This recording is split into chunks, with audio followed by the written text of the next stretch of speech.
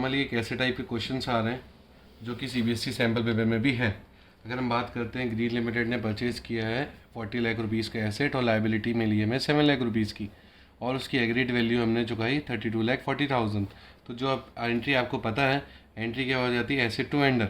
Asset को vendor कौन है यहाँ पे, स्ट्रॉन्ग लिमिटेड, और हमने एसेट कितने खरीदे 40 और लाइबिलिटीज़ दे रहे हैं अपन 7 लाख रुपीज़ की। तो एसेट हो गया अपना एसेट अकाउंट डेबिटेड, ठीक है, ये हो गया आपका 40 लाख रुपीज़ का टू वेंडर अकाउंट, ठीक है। और हम लाइबिलिटीज़ भी चुका रहे हैं, तो टू लाइबिलिटीज़ में आ जाएगा आपका कितना, 7 लाख रुपीज़। यहाँ पे वेंडर का नाम हमारे पास गिवन है स्ट्रॉन्ग लिमिटेड, तो हमने क्या लिख दिया, स्ट्रॉन्ग लिमिटेड, जो कि कितना दे रहे हैं हम उसको 32,40,000। अब हम दोनों को प्लस करके देखें तो 32,40,000 प्लस आपका कितना, जो कि है आपका 7 लाख रुपीज़, तो टोटल कितना हो गया आपका, ये हो गया आपका 39,40,000। 39,40,000 माइनस 40 लाख, यहाँ पे बच गया आपका 60,000 रुपये डिफरेंस, जो कि कहाँ बचा है, डेबिट साइड में।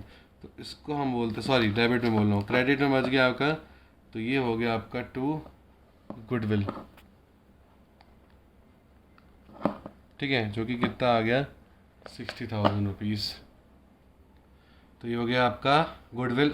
यहाँ पे बच गया आपका कैपिटल रिजर्व, जो कि कितना बच गया 60,000। यानी कि हमें एक बात पता चल गई कि अगर क्रेडिट में बैलेंस बचता है तो वो होता है आपके लिए कैपिटल रिजर्व, और अगर डेबिट में बैलेंस बचेगा तो वो बचेगा आपके लिए गुडविल, जो कि इस क्वेश्चन में नहीं बचा। मैंने आपको दोनों समझा दिया। अगर यहाँ का टोटल 39 होता और यहाँ का टोटल होता आपका 3940, तो यहाँ पे बैलेंस बचता 40,000, क्योंकि इस साइड डेबिट छोटी है। तो ये अब काम का हमारे पास यहाँ पे स्ट्रॉन्ग लिमिटेड का अमाउंट है, जो कि हमें 32,40,000 चुकाना है। तो जो सेकेंड एंट्री होगी वो होगी आपकी स्ट्रॉन्ग लिमिटेड अकाउंट डेबिटेड। अब क्वेश्चन में हमारे पास बोला है कि हम उसको पेमेंट कैसे कर रहे हैं, डिबेंचर्स से ही कर रहे हैं, सिर्फ और कुछ नहीं। बट आपके पास और भी पेमेंट हो सकती है, जैसे बैंक ड्राफ्ट से हो, आपको नेगोशिएबल इंस्ट्रूमेंट्स इशू कर दिए हो, कैश से हो, तो इस तरीके से हो सकता है। और तीनों केस हो सकता है आपके पास, डिस्काउंट में, प्रीमियम में, ये चीज़। तो डिस्काउंट में मैंने तुम लोगों को पिछली बार भी सिखाया था कि जितना डिस्काउंट है उससे माइनस करके बाकी डिवाइड में डाल दो। तो स्ट्रॉन्ग लिमिटेड को अपन को देना है 32,40,000, और हमें यहाँ पे क्वेश्चन में पूछ लिया नंबर ऑफ डिबेंचर्स निकालो। तो हम नंबर ऑफ डिबेंचर्स कैसे निकाल लेंगे, 32,40,000, ठीक है, डिवाइडेड बाय डिस्काउंट में गया, यानी डिस्काउंट में कितने परसेंट गया, 10%, यहाँ भी ध्यान दो। तो कितना हो गया 90, ठीक है, डिवाइडेड बाय 90 इंटू 100 करने की ज़रूरत नहीं है, आप डिवाइडेड बाय 90 करोगे तो 0 से 0, 3 3 ज़ा 9, 3 1 ज़ा 3, 3 6 ज़ा 3 8 ज़ा 24। तो ये आ गया आपका 3 3 ज़ा 9 और 3 6 ज़ा 3,36,000। या हम बोल सकते हैं हमारे 3,60,000 डिबेंचर्स हमने इशू किए, ठीक है। तो कितने रुपए का एक डिबेंचर, 36,000 डिबेंचर्स इशू किए हैं, और एक डिबेंचर कितने का है, 100 रुपये ईच, ठीक है। ये हमारे लिए काम का है, केस स्टडी में पूछा सकता है। तो यहाँ पे जो आएगा आपका 10% डिबेंचर्स में, वो आएगा आपका 36,000 डिबेंचर्स ऑफ ₹100 ईच, जो कि हो गया आपका 36 लाख। अब 36 लाख रुपीज़ के डिबेंचर इशू है, पेमेंट करना है 32 लाख रुपीज़ की, जो आपके लिए 3,60,000 का डिफरेंस बचा, वो किस नाम से आ जाएगा, discount on issue of debentures, discount on issue of debentures. अब सबसे इम्पॉर्टेंट बात, अगर ये 3 नंबर का क्वेश्चन आता है तो एक तो ये हो गया, और अगर आपको बोला ये डिस्काउंट को राइट ऑफ करें, क्या बोला जाएगा, डिस्काउंट को अगर राइट ऑफ करें तो उसको राइट ऑफ कैसे करेंगे, अपन 3 कैटेगरी से राइट ऑफ करते हैं। पहला, अगर हम बात करें राइट ऑफ की, पहला आपके पास होता है SPR से, दूसरा होता है आपके पास कैपिटल रिजर्व से, तीसरा होता है statement of profit and loss से। ये 3 कैटेगरी से आप राइट ऑफ कर सकते हो। तो तीसरी एंट्री हो जाती है आपकी, जो डेबिट में है उसको डेबिट में रहने दो, उसको क्रेडिट में ले आओ, यानी डिस्काउंट क्या आ जाएगा क्रेडिट में, और आप SPR से, कैपिटल रिजर्व से या PNL से राइट ऑफ कर सकते हैं। ये तीसरी एंट्री हो जाएगी आपकी सिंपल। ये अपन ने देखा डिबेंचर का बेसिक क्वेश्चन। इसी बात अगर हम बात करें नेक्स्ट केस की, तो नेक्स्ट केस में अगर हम बात करते हैं, जो आपका सबसे इम्पॉर्टेंट एलिमेंट है, जो आपकी एंट्री तो आपने अभी देख ली, सारे केस में क्या होगी आपकी एसेट टू वेंडर, ये तो आपको समझ में आ गया। जब हम पेमेंट करते हैं वेंडर को, तो वेंडर को जब हम पेमेंट करते हैं तो ये तो आपको समझ में आ गया कि वेंडर को हमने क्या किया, डेबिट करा। ठीक है, हम किस किस केस में क्या क्या क्रेडिट कर सकते हैं, हम कैश क्रेडिट कर सकते हैं अगर कैश में पेमेंट की गई है।